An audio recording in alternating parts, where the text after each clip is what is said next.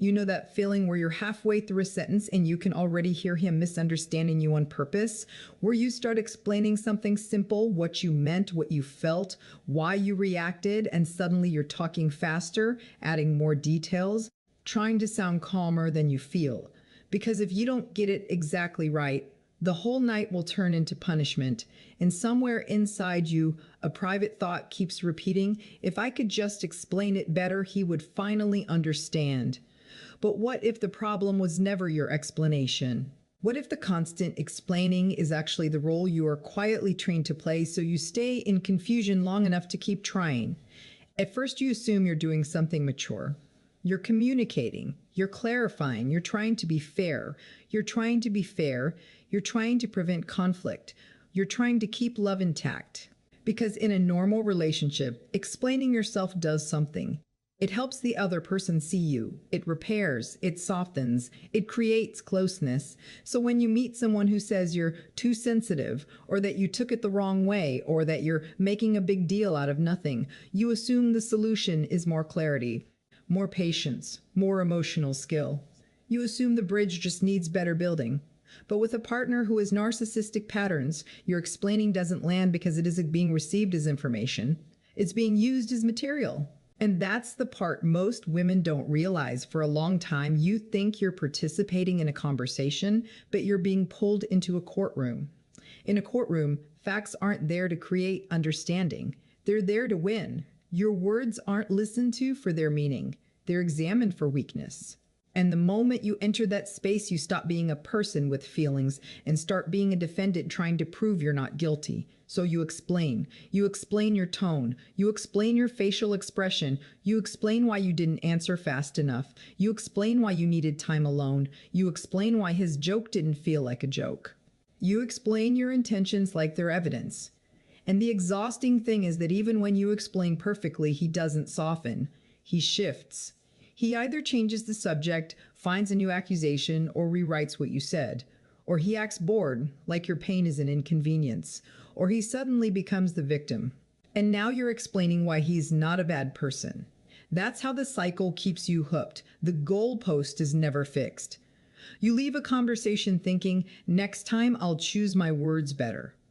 But next time never arrives because the rules keep changing. One day you're accused of being cold. The next day you're accused of being needy. One day you're told you talk too much. The next day you're told you don't communicate. One day you're told you're dramatic. The next day you're told you're emotionless. This isn't inconsistency because he's confused. It's inconsistency because he's confused. Inconsistency because confusion keeps you explaining. And the more you explain, the more you invest, the more you invest. The harder it becomes to admit what you're living inside. Because you're not just trying to be understood. You're trying to restore reality. That's the part women often whisper to themselves late at night. I don't even know what's real anymore. You remember what happened. You remember the look. You remember the exact sentence. But then he denies it so calmly, so confidently that you start second-guessing your own mind. You replay it. You rehearse it. You try to find the angle that will make him admit it. Because if he would just acknowledge it, your nervous system could finally relax. So you explain again and again and again, not because you're weak, but because you're naive, because your brain is doing what it was designed to do when reality feels unstable. It searches for coherence.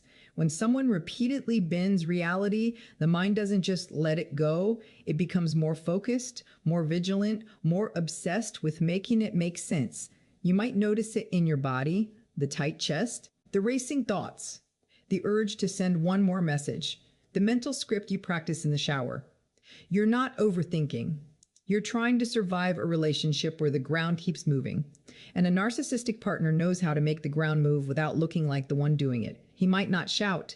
He might not threaten. He might simply twist. He'll say things like, I never said that, when you know he did. Or you're remembering it wrong, as if your memory is unreliable. Or that's not what I meant, but he won't clarify what he did mean. He'll just use your confusion to end the conversation. Then, when you finally get upset, he points to your emotion as proof that you're the problem. See, this is why I can't talk to you. This is why everything becomes difficult. You're always starting something, and suddenly you're explaining your feelings to someone who is using your feelings as the reason to dismiss you. That's gaslighting in its most intimate form, not just denying facts, but making your emotional response look irrational. So you become careful, you become precise, you become polite under pressure. You start speaking like someone who's being graded. And a part of you believes if you can present your pain in the right tone, it will finally be treated as real. But with narcissistic dynamics, your pain isn't evaluated by truth, it's evaluated by usefulness. If your pain creates accountability, it's minimized. If your pain creates accountability, it's minimized. If your pain creates guilt in him, it's mocked.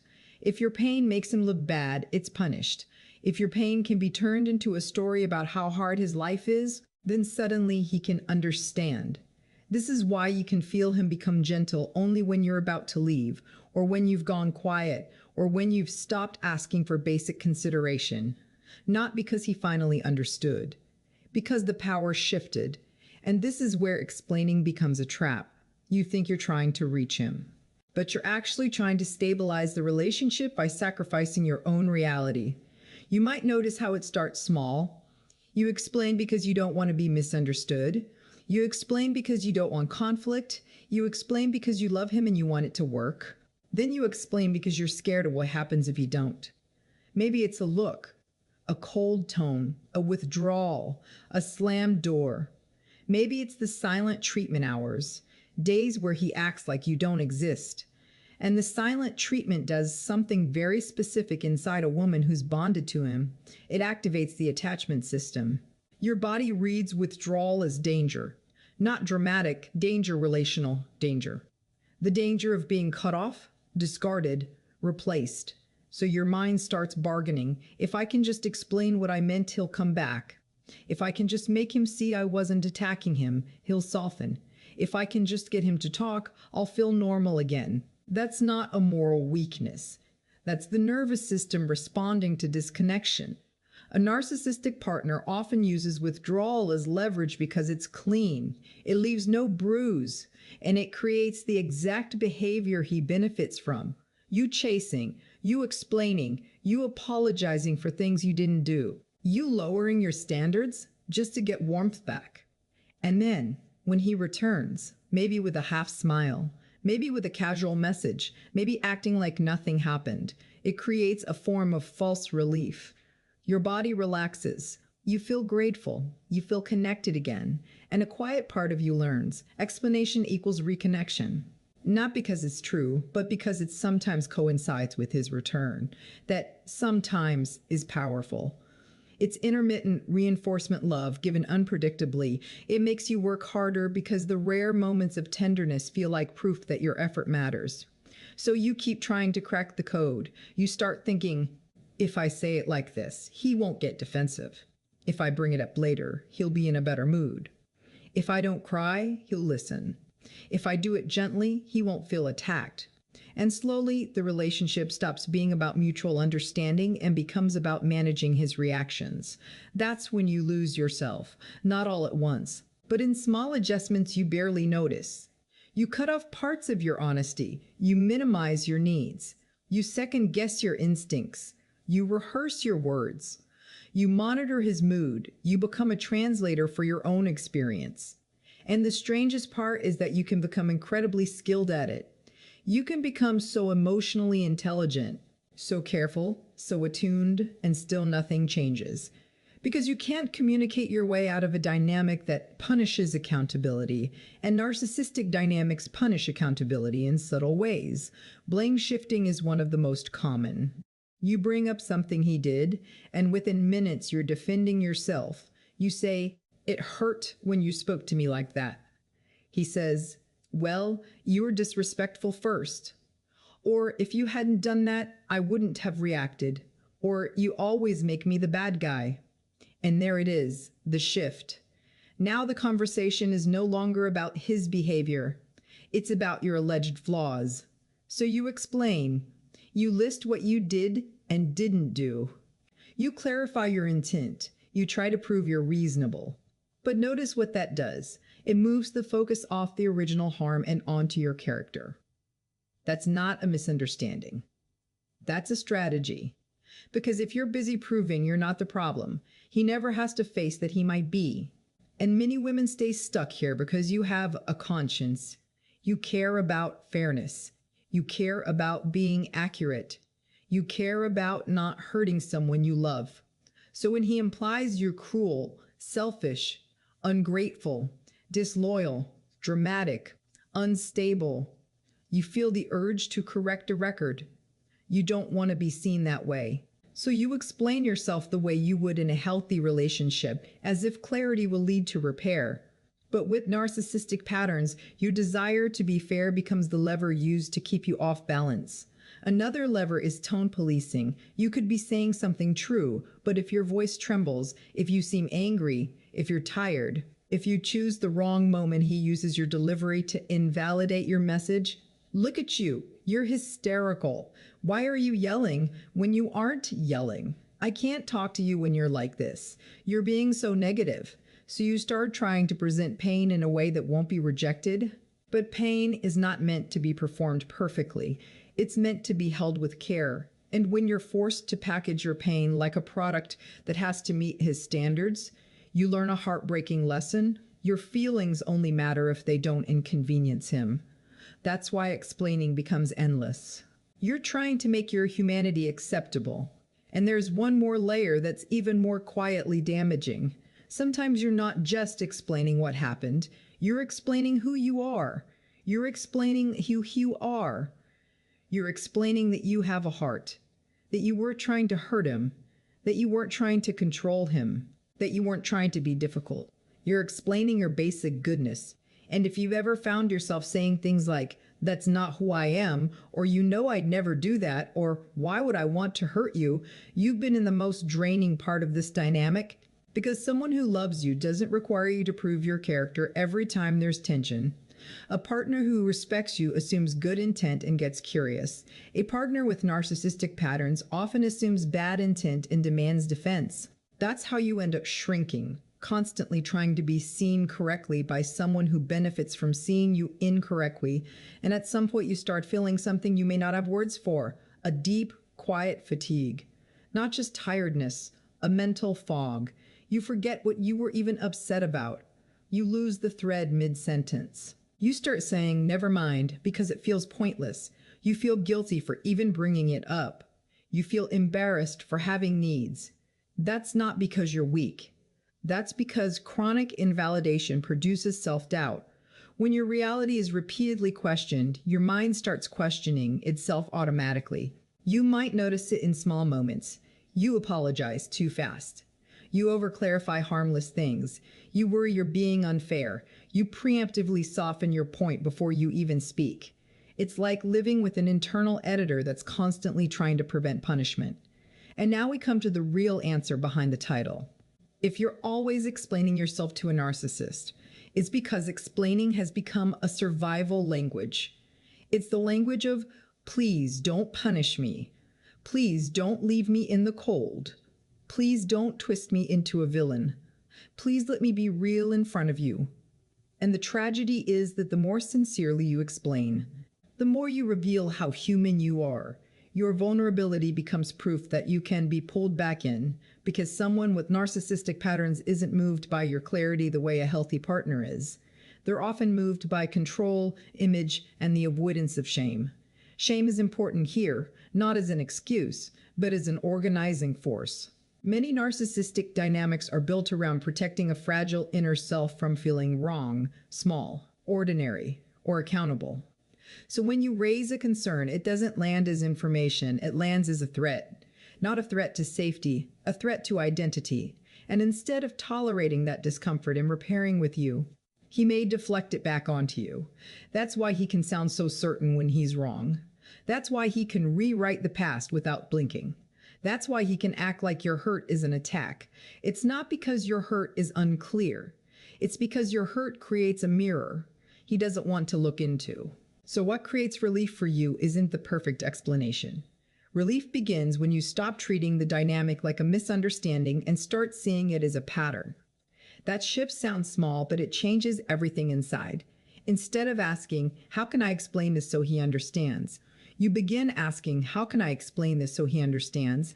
You begin asking, what happens every time I try to be understood? Instead of focusing on your wording, you focus on his response. And you might notice a painful consistency.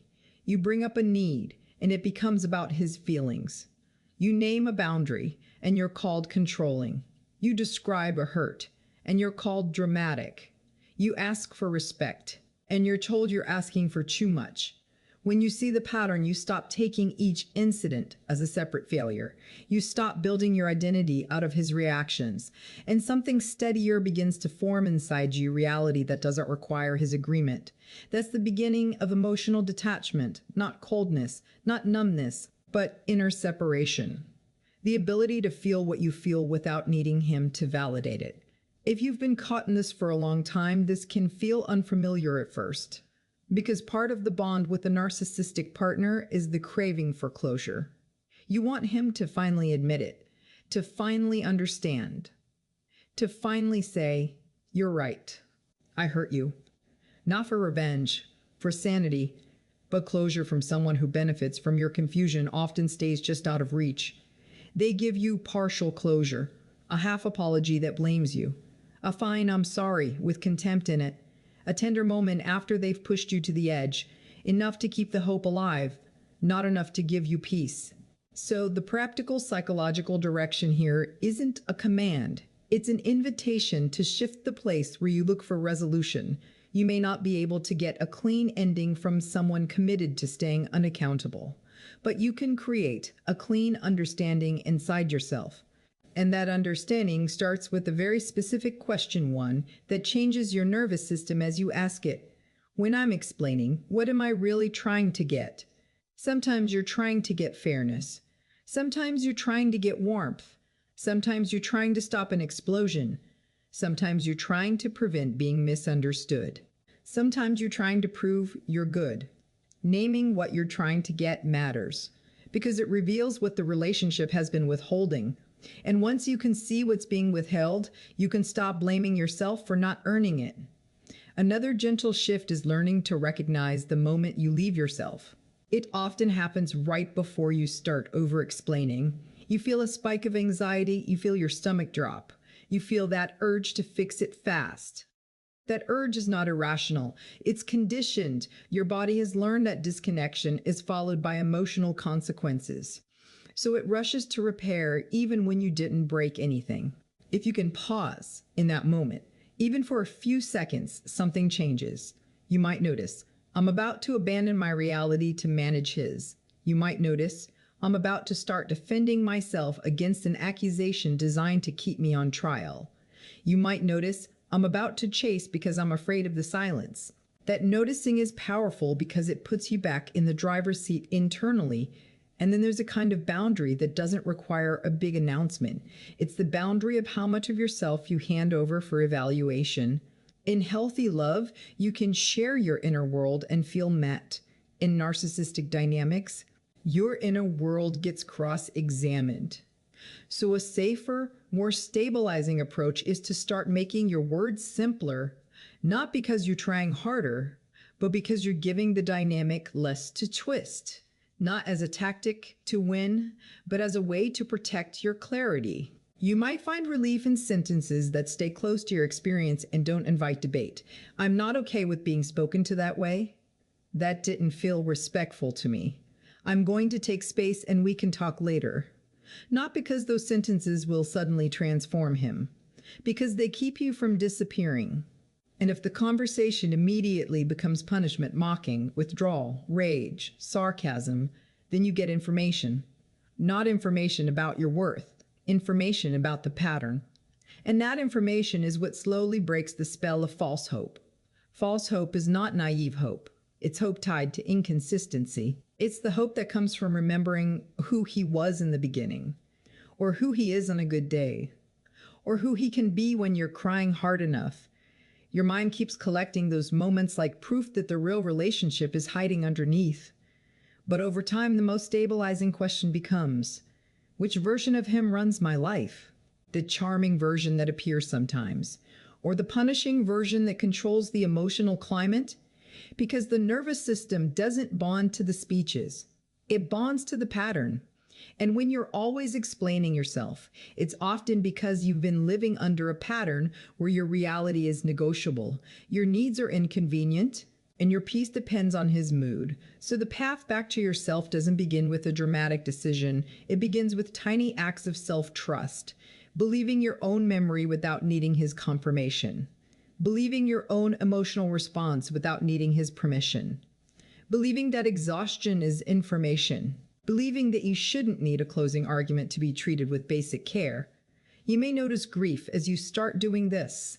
Not just grief for the relationship, but grief for how hard you tried, for how many nights you rehearsed, for how many times you rehearsed, for how many times you swallowed your truth to keep the peace, for how many times you made yourself smaller to be loved. That grief isn't weakness. It's the return of honesty. And slowly something steadier replaces the urge to explain. Clarity? Clarity sounds like, I know what happened. Clarity sounds like, I know what this does to me.